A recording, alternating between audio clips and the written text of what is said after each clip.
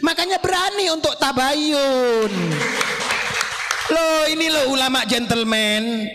Jangan hanya diam aja. Ketika umat ini, kata Kiai Nartib ini, merasa kebingungan di bawah antara yang hak dan yang batil, antara yang bayin dan yang bohong, ini perlu dijawab. Siapa yang tergugat? Ngomong, kamu nggak bisu, kamu nggak bodoh. Ngomong, bicara. Bukankah engkau dijadikan ketua orang sedunia, ngurusi masalah Nusantara saja sudah tidak becus, berarti kamu bukanlah Nusantara. Ada lagi yang mengatakan Habib Rizik itu gurunya NU, Habib Taufik gurunya NU. Ini perlu diperjelas. Sebelum Nahdlatul Ulama berdiri, konflik nasab itu sudah ada. Jadi tidak mungkin keturunannya mereka mayoritas yang menjadi pendiri-pendiri Nahdlatul Ulama. Ini tidak disampaikan oleh siapa? Enggak tahu memang PBNU. Apa karena memang PBNU tidak tahu, atau tidak tahu menahu, atau memang tidak mau tahu? Assalamualaikum warahmatullahi wabarakatuh. Apa kabar teman-teman semua? Semoga baik-baik saja.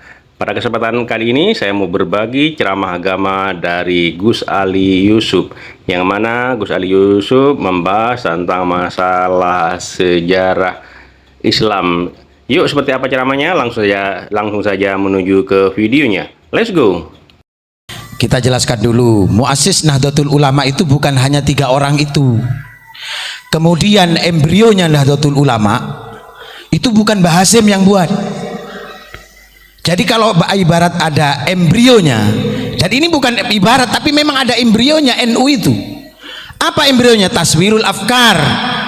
Sebelum Taswirul Afkar itu ada namanya SDI, Serikat Dagang Islam, yang didirikan siapa? Hos Cokro Aminoto bersama Mbah Wahab Hasbullah.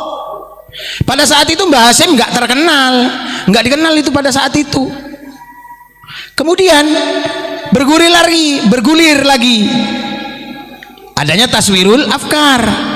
Taswirul Afkar tidak mampu untuk membendung betapa dahsyatnya pada saat itu globalisasi yang dibawa oleh VOC. Kemudian dibentuklah Nahdlatul Wathon. Ketika Nahdlatul Wathon, ketika Nahdlatul Wathon itu dibentuk, baru Mbah Hasyim Asy'ari dipanggil oleh Mbah Kahar. Ini Mbah Kahar juga seorang donatur, pemilik dana yang disumbangkan untuk mendirikan Nahdlatul Ulama. Nah, Mbah Hasyim Asy'ari, kapan Mbah Hasyim Asy'ari ini mulai dikenal?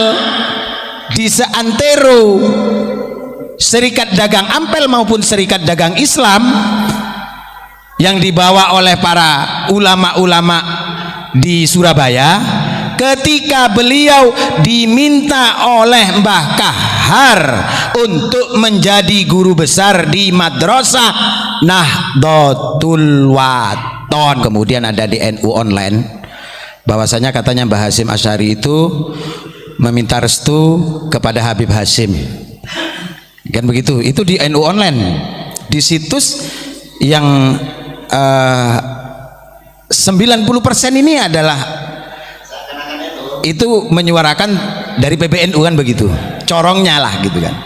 Tapi kita harus paham, saya yakin, kenapa sebelum 1 abad Nahdlatul Ulama kemarin itu Gus Yahya Stakuf itu sudah kita undang untuk datang ke Ampel, kita pertemukan dengan beberapa keturunan dari pendiri-pendiri Nahdlatul Ulama, sehingga kita berikan pemahaman bahwasanya Gus Dur sendiri belajar NU itu belajar kepada Kiai Umar Burhan. Pertanyaannya kan begini, siapa Kiai Umar Burhan? Kan begitu. Kiai Umar Burhan itu adalah putra dari Kiai Burhan yang menjadi bendahara pertama berdirinya Nahdlatul Ulama. Itu satu. Yang kedua, Langgar Gipo yang selama ini pernah ditugaskan oleh Abu Ya Gufron kita untuk mencari keturunan Kiai Hasan Gipo. Yusuf Gipo. Jadi ketemulah dengan Gus Yunus itu kan, ketemu dengan Gus Yunus. Nah di sana ternyata memang ada sejarah bukan pembelokan, tapi ini sejarah ini tidak komplit, artinya tidak lengkap. Kalau selama ini yang di framing itu hanya 3 ulama, Mbah Hasyim Asy'ari, Mbah Wahab dan Mbah Bisri Samsuri, ternyata muassis NU ini yang menjadi struktur itu ada 32. Termasuk diantaranya itu ada dari menantu Syekhona Khalil Daramuntoha. Ketika itu Daramuntoha beliau yang mewakili Syekhona Khalil untuk menemui 66 ulama itu. 66 ulama yang akan sowan ke Syekhona Khalil. Ternyata dari 66 itu ada 313 ulama, Kiai. Nah, ini tidak disampaikan. Bagaimana 3 ulama ini bisa mendirikan Nahdlatul Ulama, sementara mohon maaf Mbah Wahab Hasbullah ketika mendirikan Nahdlatul Wathon, beliau pada saat itu menjadi menantu Kiai Muso Kertopaten, menjadi menantunya orang Surabaya. Kita tahu jarak tempuh pada saat itu, kita bisa bayangkan ini tahun 1900 itu Jombang dengan Surabaya betapa sulitnya transportasi. Kemudian bagaimana Mbah Hasyim Asy'ari yang belum dikenal di kalangan Surabaya bahkan mancanegara, mohon maaf, tulisan Rois Akbar itu bukan pada masa Mbah Hasyim hidup. Ini sudah pernah kita sampaikan. Kapan? Ketika kita berbicara itu dengan putune Mbah Wahab, dengan cucunya Mbah Wahab sendiri. Jadi Rois Akbar itu gelar yang diberikan oleh Mbah Wahab Hasbullah ketika Mbah Hasyim sudah tidak ada. Kenapa? Karena Mbah Hasyim Asy'ari tidak berkenan dengan gelar seperti begitu. Tapi karena ini adalah penghargaan agar apa? Agar semua orang-orang yang mengaji kepada Hadratus Syekh ini bisa memahami apa yang dimaksud oleh Hadratus Syekh. Barang siapa yang membesarkan merumat Nahdlatul Ulama, maka aku doakan anak cucunya husnul khotimah. Diakui sebagai santri. Kemudian Mbah Hasyim Asy'ari, gelar Hadratus Syekh itu yang memberikan juga Mbah Wahab Hasbullah. Ibarat begini, Mbah Wahab Hasbullah itu kemana-mana, yang ke luar negeri itu Mbah Wahab Hasbullah dengan Kiai Raden Asnawi. Termasuk Komite Hijaz. Komite Hijaz ini bukan murni sendiri dari Mbah Hasyim Asy'ari. Jadi Komite Hijaz itu sebelum NU ada, Komite Hijaz ini sudah dibentuk oleh siapa? Oleh amanat Syekh Nawawi kepada santri-santrinya. Makanya wajar kalau Syekh Nawawi harus diakui sebagai inisiator berdirinya NU ini, baik itu melalui embrio tadi Taswirul Afkar, Serikat Dagang Ampel, kemudian Nahdlatul Tujjar, Nahdlatul Wathon, kemudian ada lagi Jamiyatul Masajid, Takmirul Masajid, Jamiyatul Tahlil, kemudian Jamiyatul Ma'had, Jamiyatul Pesantren. Ini adalah embrio-embrio yang didirikan oleh keluarga besar Ampel. Maka daripada itu ada seseorang yang menulis bahwasanya yang memusuhi saya di tanah Jawa itu adalah keturunannya dari Syekh Ali Akbar. Syekh Ali Akbar itu siapa? Cucunya dari Mbah Ampel. Keturunannya mereka mayoritas yang menjadi pendiri-pendiri Nahdlatul Ulama. Ini tidak disampaikan oleh siapa? Enggak tahu memang PBNU. Apa karena memang PBNU tidak tahu, atau tidak tahu menahu, atau memang tidak mau tahu? Loh, ini pernah disampaikan oleh siapa? Oleh Gus Jadi inilah kita jeda sejenak ya. Ini kalau bicara NU semangat. Kemudian menjelang 1 abad Nahdlatul Ulama di Sidoarjo kemarin itu, dari PBNU mengutus salah satu anggota Ansor yang bernama Jonathan untuk datang ke Langgar Gipo mengklarifikasi pernyataan teman-teman Langgar Gipo, karena teman-teman Langgar Gipo ini kan gabungan dari masing-masing duriyah para pendiri Nahdlatul Ulama. Ada putranya, ada keturunan Kiai Mas Alwi bin Abdul Aziz, Kiai Ridwan Abdullah, kemudian keturunan dari Mbah Umar Burhan, Kiai Zubair Gresik itu. Nah, kalau sejarah NU, kemudian Mbah Hasim dikatakan meminta restu kepada Habib Hasim. Ini kita nalar bahwasanya embrio Nahdlatul Ulama Mbah Hasim tidak ikut mendirikan, sementara NU ini berdiri ini berdasarkan kekeluargaan, karena Mbah Hasan Gipo punya hubungan famili dengan Mbah Wahab Hasbullah. Mbah Wahab Hasbullah punya hubungan famili dengan Mbah Kahar. Mbah Kahar punya hubungan erat dengan Mbah Burhan. Mbah Burhan punya hubungan famili dengan Mbah Zubair. Mbah Zubair punya hubungan famili dengan, jadi masing-masing ini bereratan saduluran. Kenapa kok bisa berhasil? Kenapa kok bisa berhasil mendirikan itu? Karena beliau tidak hanya bicara, tapi juga mengeluarkan dana itu. Artinya apa? Ada yang mendanai. Nggak mungkin kalau organisasi ini diplot atau dimonitori oleh orang luar, kemudian yang mendanai adalah orang-orang pribumi, nggak mungkin. Jadi KP ini saduluran. Para pendiri-pendiri Nahdlatul Ulama itu, makanya kalau ingin mencari sejarah NU yang asli bukan di Jakarta, tapi di Surabaya. Karena pendiri-pendiri NU itu banyak di Surabaya. Nah, ini ada lagi yang mengatakan begini.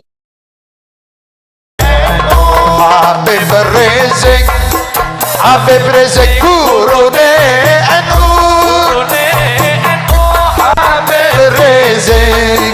Habib Rizik idola NU, Habib Rizik guru NU. Ada lagi yang mengatakan Habib Rizik itu gurunya NU, Habib Taufik gurunya NU. Ini perlu diperjelas. Sebelum Nahdlatul Ulama berdiri, konflik nasab itu sudah ada. Jadi tidak mungkin kalau Mbah Hasim Asy'ari itu kemudian berguru kepada Habib Rizik, kemudian Kiai Ridwan berguru kepada Habib Taufik, itu tidak mungkin, gitu loh. Ini karena jelas ya yang menyebutkan bahwasanya ini adalah gurunya NU, ini gurunya NU. Ini adalah apa? Jangan sampai ada pembelokan. Kapan efeknya? Efeknya itu bukan sekarang, tapi nanti 10, 20, 30 tahun yang akan datang. Wong NU dengan Robitoh Alawiyah berdiri ini setelah Nahdlatul Ulama berdiri. Berarti sebelum ada Robitoh Alawiyah belum ada gelar Habib. Di Surabaya sampai saat ini itu tidak viral Habib, yang viral iye, wan, abang, kakak, itu yang viral. Jadi kalau ini dikatakan beliau itu adalah guru Nahdlatul Ulama, ini perlu diperjelas, dibuktikan. Coba suruh klarifikasi. Kalau diklarifikasi, ini ngomong depan duriyahnya pendiri Nahdlatul Ulama. Mohon maaf, ulama Nusantara ini, ulama-ulama Jawa, ulama-ulama Madura, ulama-ulama Sumatera, Kalimantan, ini adalah poros dunia.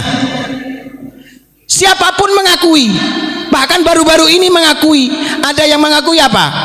Bahwasanya orang yang mahir di bidang agama bukan harus orang Arab. Karena ini adalah, beliau adalah mufti dari ilmu yang berada di Hijaz. Loh, coba. Siapa? Syekh Nawawi. Makanya wajar dan harus, dan alhamdulillah Kiai, 1 abad Nahdlatul Ulama kemarin, Rais Suriah PBNU mengakui bahwasanya beliau Syekh Nawawi Al-Bantani memiliki kiprah dengan berdirinya Nahdlatul Ulama. Loh, ini perjuangan, bro.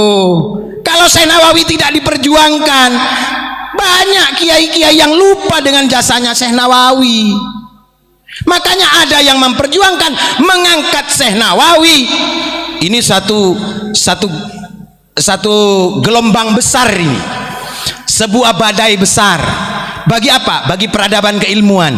Karena apa? Karena Syekh Nawawi ternyata yang berusaha dipadamkan oleh orang-orang tentang ajaran Syekh Nawawi yang menukil dari ulama-ulama sebelumnya, ini banyak ingin dipadamkan perjuangannya. 1, perjuangan beliau dalam akidah Ahlus Sunnah wal Jamaah. Syekh Nawawi Al-Bantani pernah berkunjung ke Ampel, menemui salah satu keturunan dari Bahsunan Ampel yang bernama Kiai Marzuki. Beliau menanyakan kitab ini 15 tahun sebelum beliau wafat, sebelum Syekh Nawawi wafat. 15 tahun sebelum Syekh Nawawi wafat, beliau menanyakan kepada Kiai Marzuki kitab Ihya Ulumuddin yang bertuliskan aksara Jawa.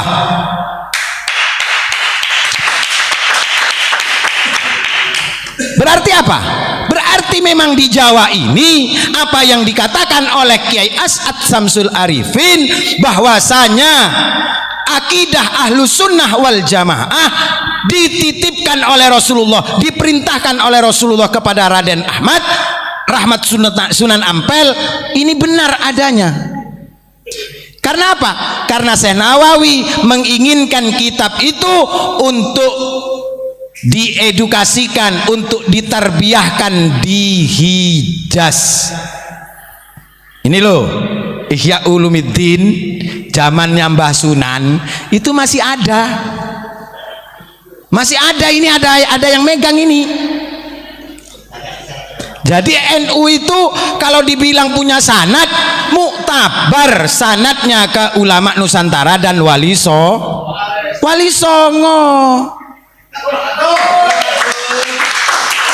Sementara dari saudara-saudara itu mengakui betapa keilmuan ulama Nusantara ini sungguh sangat luar biasa.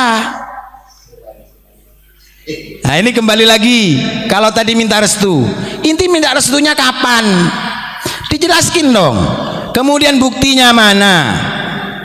Kan begitu. Oh, sementara Mbah Hasyim Asy'ari dalam embrio Nahdlatul Ulama saja tidak ikut mendirikan kok. Nah, kemarin itu ada yang menyatakan bahwasanya Mbah Hasyim Asy'ari yang mendirikan Nahdlatul Tujjar. Nahdlatul Tujjar itu kita tahu apa Nahdlatul Tujjar? Kebangkitan para pedagang. Kapan Mbah Hasyim Asy'ari jadi pedagang? Nah, ini kita counter, kita tunjukkan kepada tim kreatif itu. Akhirnya apa? Karena Mbah Hasyim tidak ikut mendirikan Nahdlatul Tujjar. Nahdlatul Tujjar itu yang mendirikan adalah Mbah Yai Hasan Gipo. Kemudian ada yang mengatakan Kiai Hasan Gipo itu bukan kiai, itu saudagar. Ini perlu tabayun lagi. Siapapun yang mengatakan Mbah Hasan Gipo itu bukan kiai, perlu ditabayuni lagi. Ini kita kadang-kadang kan belajar sejarahnya itu sepotong-sepotong, tidak betul-betul mau menggali dan mempublikasikan, tidak mau adanya edukasi. Artinya apa? Memberikan pemahaman-pemahaman yang lansam, yang berkelanjutan. Sehingga apa? Sehingga kita gampang untuk dipotong di tengah jalan. Tapi ingat, kata Mbak Yai Halwani apa? Jangan sering memotong sejarah orang supaya sejarahmu tidak dipotong oleh Allah Subhanahu wa taala. Jadi seperti itu. Ini pentingnya edukasi. Kalau kita belajar bagaimana keterlibatan dari pondok pesantren Sidogiri, ternyata ini masih keluarga. Keluarga dari siapa? Keluarga dari Syekhona Khalil, karena kakeknya satu. Dari siapa? Kiai Asror. Kiai Asror dari Sayyid Sulaiman. Sayyid Sulaiman dari Mbah Sunan Gunung Jati. Maka wajar kalau Abuya Gufron ketika meluruskan mufarraqah NU di Jombang, beliau datang ke Sidogiri. Ternyata ada sama-sama dari keturunan Sunan Gunung Jati. Makanya berani untuk tabayun. Loh, ini loh ulama gentleman. Jangan hanya diam aja. Ketika umat ini, kata Kiai Nartib ini, merasa kebingungan di bawah antara yang hak dan yang batil, antara yang bayin dan yang bohong, ini perlu dijawab. Siapa yang tergugat? Ngomong, kamu nggak bisu, kamu nggak bodoh. Ngomong, bicara. Bukankah engkau dijadikan ketua orang sedunia? Ngurusi masalah Nusantara saja juga tidak becus, berarti kamu bukanlah Nusantara. Jangan dibiarkan ini Nusantara.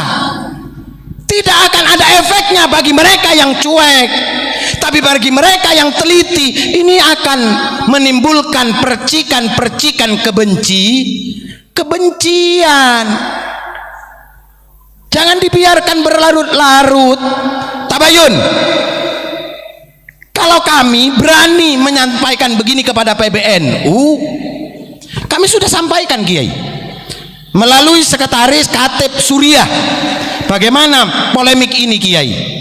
Jangan sampai nanti di bawah ini saling cakar-mencakar. Gejolak ini harus ditangani dengan serius. Karena apa? Negara ini tidak berdiri dengan kaki sebelah, dengan satu kaki, tapi negara ini disonggoh oleh berjuta-juta kaki dan berjuta-juta intelektual. Ini perlu dijawab. Monggo. Supaya apa? Supaya tidak menjadi kembang api kebencian. Kalau kita menjelaskan apa yang ada di dalam kitab ini, apa yang di dalam kitab itu, kita dianggap menyerang. Ngapain lu beli kitab? Ngapain kitab itu ditulis? Udah bakar aja kitab-kitab itu. Berarti Indonesia sudah tidak butuh kitab, tidak butuh ilmu. Ulama Indonesia sudah tidak mau berpegang teguh kepada ulama.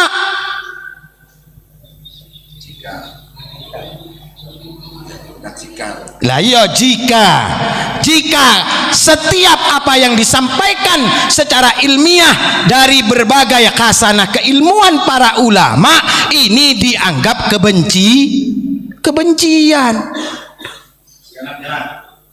Jadi tidak ada untuk faktor menyerang. Kita menyampaikan tentang PBNU, tentang Mbah Hasyim Asy'ari. Ini mohon maaf, tidak ada sama sekali tendensi. Justru ini menyelamatkan nama beliau. Jangan dicangkok-cangkokkan. Karena apa? Mohon maaf, Mbah Hasyim Asy'ari itu diberikan gelar Rois Akbar begitu saja ketika masih ada. Nggak mau kok. Kan begitu. Karena ini saking takziman wa takriman untuk menghargai jasa keilmuan beliau, maka Mbah Wahab Hasbullah memberikan gelar Rois Akbar, tentunya juga dengan persetujuan para pengurus PBNU. Oke, begitu kira-kira yang bisa kami sampaikan. Wallahu alam bissawab.